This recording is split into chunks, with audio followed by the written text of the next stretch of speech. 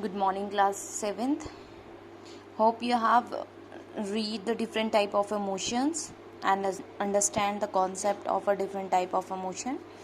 Now, today topic is speed, and all of you knows about the speed. In the 6th class, you have already read the speed, and in the first chapter, you also read the concept of a speed.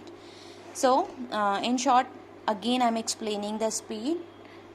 By the help of a speed, you can determine कि the motion is slow or fast, which motion is slow and which motion is fast.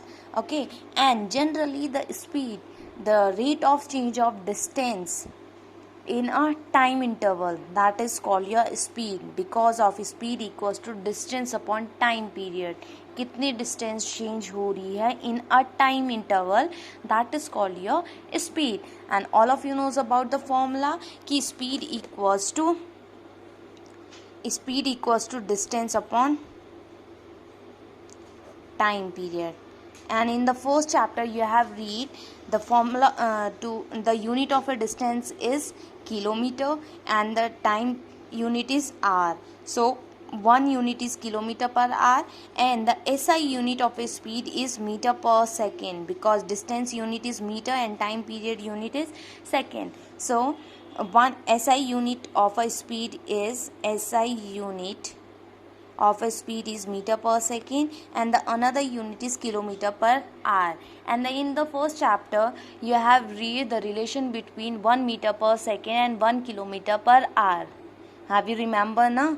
So 1 kilometer per hour equals to 5/18 meter per second, and अगर आप उल्टा करेंगे then 1 meter per second equals to हो जाएगा 18/5 kilometer per hour, and when you will divide then you will get 3.6 kilometer per hour. I already explained in the first chapter. That's why I'm not explaining कि where 5/18 is come from or 18/5 is come from. Okay.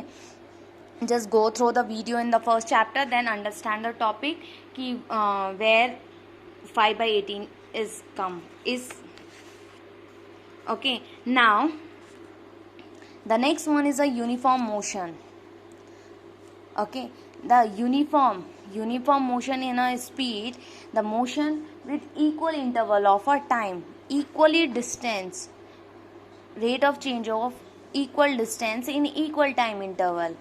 Speed आपको पता है कि speed equals to rate of change of distance in a time period, but uniform का मतलब होता है equal, कि आपकी इक्वल डिस्टेंस बढ़ रही है in equal time interval, that is called your uniform motion.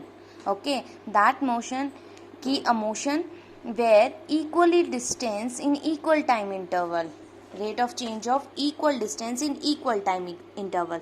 For example, you are going Srinagar, from Srinagar you are going to Dehradun. Clear? Now suppose you are starting your journey from 9 a.m. Clear? Then 10 a.m, then 11 a.m, then 12 a.m. Okay, in 9 a.m you was in Srinagar. ठीक है. Then after 1 hour you reached Devprayag. ठीक है. Then after 1 hour you reached Rishikesh, and after 1 hour you reached Dehradun. Clear? Now you can see 9 बजे आप श्रीनगर थे, 10 बजे आप देवप्रयाग थे, 11 बजे आप ऋषिकेश थे और 12 बजे आप देहरादून थे. Now one thing is clearly कि आपका जो टाइम पीरियड है वो यहाँ पे भी 1 आवर है, इन दोनों के बीच का टाइम भी क्या है 1 आवर है, इन दोनों के बीच का टाइम इंटरवल भी कितना है 1 आवर. It means equally time interval क्या हो रहा है, बढ़ रहा है. क्लियर? नाउ सपोज आपने श्रीनगर से देवप्रयाग की डिस्टेंस ट्रेवल की 30 किलोमीटर. क्लियर? देन देवप्रयाग से ऋषिकेश अगेन 30, 60. ठीक है. Then here is 90. So the distance will be, the first one is a 30 kilometer, then 60 kilometer, then 90 kilometer. Clear?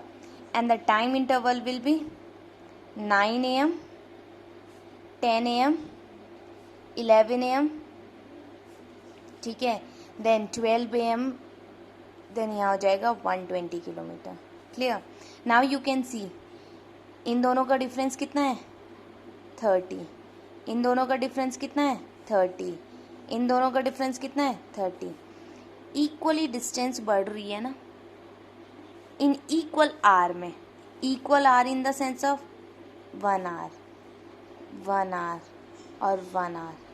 Okay, that motion is called your uniform motion. कि equal distance travel in equal interval of a time period, that is called your uniform motion. कि जब आपकी distance equally बढ़ती रहती है, ठीक है, uniformly बढ़ती रहती है in equal interval of a time, that motion is called your uniform motion. Clear? Now you can see 9 PM पे आपने 0 पोजिशन पे थे, 10 AM पे आप 30 किलोमीटर, 11 AM पे 60, देन 12 AM पे time interval will be same ना. You can see 1 hour 1 hour 1 hour बढ़ रहा है. और यहाँ भी equal interval of A distance बढ़ रही है. यहाँ पे 30 बढ़ी, देन अगेन 30 बढ़ी और अगेन 30 बढ़ी.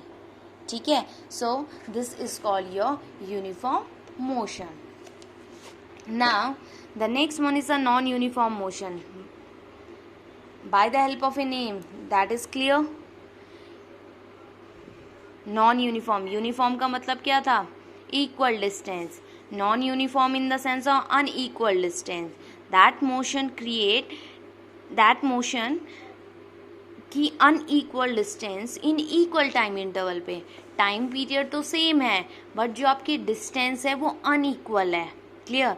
कि it means for this example 9 AM, 10 AM, 11 AM, 12 AM time period आपका फिक्स बढ़ रहा है. ठीक है, बट 9 AM पे पोजीशन हो गई आपकी 0, 10 AM पे हो गई आपकी सपोज में 30, 11 AM पे हो गई सपोज में 40, 12 नून पे हो गई सपोज में 120. ओके, तो आपकी डिस्टेंस क्या हो गई अलग अलग हो गई है.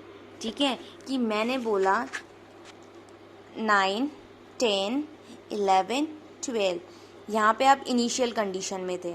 10 AM पे आपकी 30 किलोमीटर की स्पीड हो गई, यहाँ पे आपकी सपोज में 40 किलोमीटर की स्पीड हो गई, यहाँ पे सपोज में आपकी 45 किलोमीटर की स्पीड हो गई. देन यू कैन सी यहाँ पे स्पीड कितनी थी आपकी 30, सॉरी डिस्टेंस कितनी ट्रैवल की आपने 30. ठीक है, यहाँ पे कितनी डिस्टेंस ट्रैवल की, कितना डिफरेंस आ रहा है डिस्टेंस में 10 किलोमीटर का. यहाँ पे डिस्टेंस कितना है 5 किलोमीटर का. You can see. ठीक है, these distance are unequal but the time period are fix कि 1 hour 1 hour 1 hour क्या हो रहा है बढ़ता जा रहा है. So unequal distance in equal interval of a time, that motion is called your non uniform motion. Suppose a distance of a car, you are traveling, okay, then you are driving your car, then the distance of the speed of a car is called your non uniform motion. non uniform motion इसलिए होता है in case अगर आपको plain road दिखाई देगी then you will speed up, आप speed बढ़ेगी. But जैसे ही क्राउडी एरिया होगा तो आपकी जो क्राउडी एरिया के अकॉर्डिंग आपकी स्पीड क्या हो जाएगी कम हो जाएगी. और कम ज़्यादा होने की वजह से आपका जो total average non uniform motion होगा, that motion is called your non uniform motion. Okay, you can see 9, 10, 11, 12 यहाँ पे डिस्टेंस कितनी है 4, यहाँ पे कितनी बढ़ गई 8, यहाँ पे कितनी है 3. देन डिस्टेंस आर अनइक्वल ना. सो this is a example of a non uniform motion. Now the next one is a average speed. The average it means the summation. ठीक है, and the average speed equals to the average speed is calculated the ratio of the total distance upon total interval of a time. average का मतलब पता है, I explained. ठीक है, अगर आपके पास 2 नंबर्स हैं तो 2 नंबर का एवरेज कैसे निकालते हैं? By sum of the two number, then by 2. Okay, but whenever you have given the distance as well as time period, then in that situation the average speed will be the ratio of total distance upon total interval of a time. That will be a average speed. The average speed is calculated by the finding the ratio of the total distance traveled by a body to the total time interval taken in the journey. So the formula, the average speed equals to total distance traveled by total time interval. It means in case of a average speed, you have given one more distance and one more interval of a time. So in that situation you will use the formula ki average speed equals to total distance upon total interval of a time. Okay, now just read the mass and a weight, then the next topic or the next day I will explain the mass and a weight. Thank you.